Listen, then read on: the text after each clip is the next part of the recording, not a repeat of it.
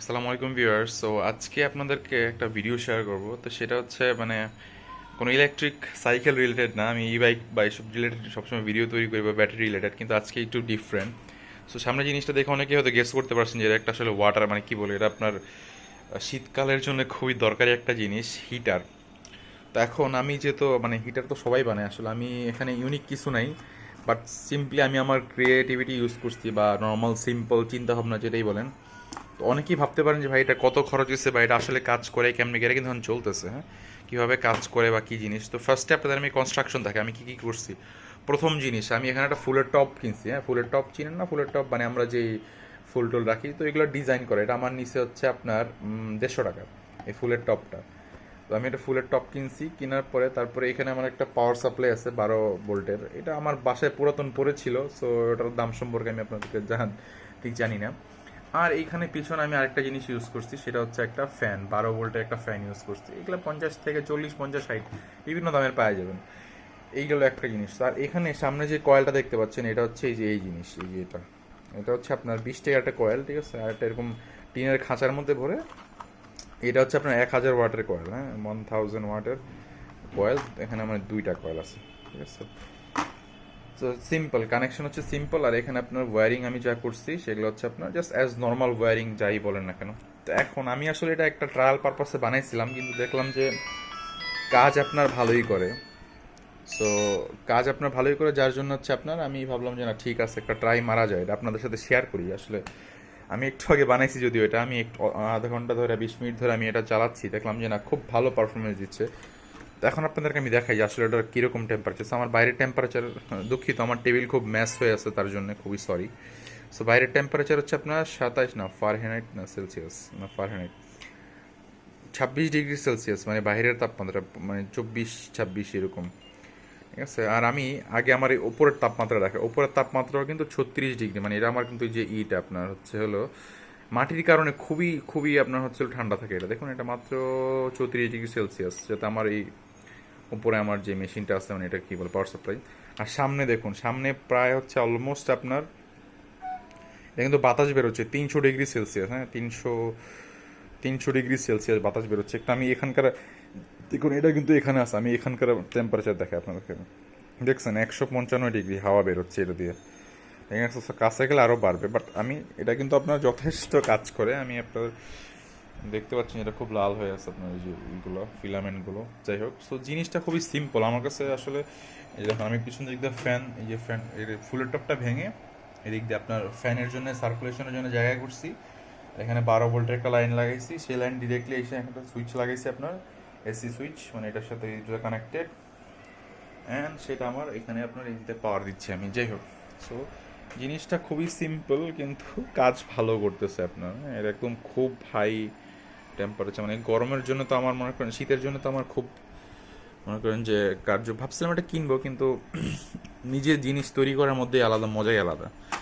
টাকা আমার একটু বেশি খরচ হয়েছে, বেশি বলতে অবশ্য অত বেশিও তো না। আমার যেহেতু আপনার 60 টাকার ফ্যান, 20-40 টাকার কয়েল, 150 টাকার হচ্ছে আপনার এই যে ফুলের টব, তার তোর বাকি সব তো বাসায় পড়েছিল। সো ওই তো আপনি 300 টাকার মধ্যে আশা করি করে ফেলতে পারবেন। 300 টাকাও খরচ হবে না, 300-400 টাকার মধ্যেই করে ফেলতে পারবেন। কিন্তু ব্যাপার কি, নিজে করার মধ্যে না মজাই আলাদা। আপনি যদি এখানে 12 ভোল্টের ট্রান্সফর্মার ইউজ করতেন, 12-0-12, ওইটা আপনার খরচ পড়তো 60-70 টাকা নিত বা 80 টাকা নিত, 60-70 টাকার মধ্যে পাই যেতেন 12 ভোল্টের ট্রান্সফর্মার।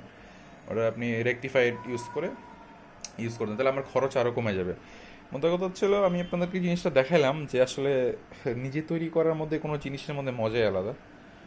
সো আমি আসলে সকাল থেকে এটা একটু গুতাগুতি করার চেষ্টা করতেছিলাম, একটু ট্রাই করার চেষ্টা করতেছিলাম। দেখলাম যে না, ব্যাপারটা আমার কাছে ভালোই লাগছে। আপনাদের কাছে কেমন লাগছে অবশ্যই কমেন্ট করে জানাবেন।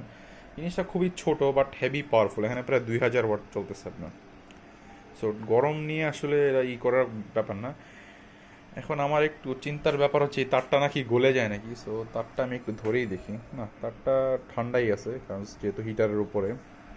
আর এই তো ঠিকঠাকই চলতেছে। যাই হোক, এটার আপডেট আমি আপনাদেরকে জানাবো। এই দেখুন, এখানে ঠিক একটা গরম হয়নি। দেখুন, এটাই হচ্ছে সবচেয়ে মজার ব্যাপার, যে সাইডে কিন্তু খুব একটা গরম হয়নি। দেখি তো সাইডে টেম্পারেচার কত।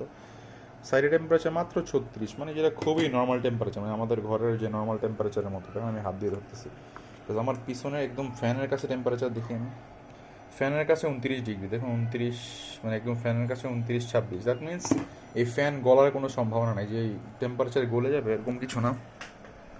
মানে এটা ভালোই কাজ করতেছে। বাইরে থেকে একটা হিটার কিনতে গেলে আপনার খারাপ কিনলেও 1300 টাকা খরচ পড়বে, আর ভালো কিনলে ভালোর শেষ নাই।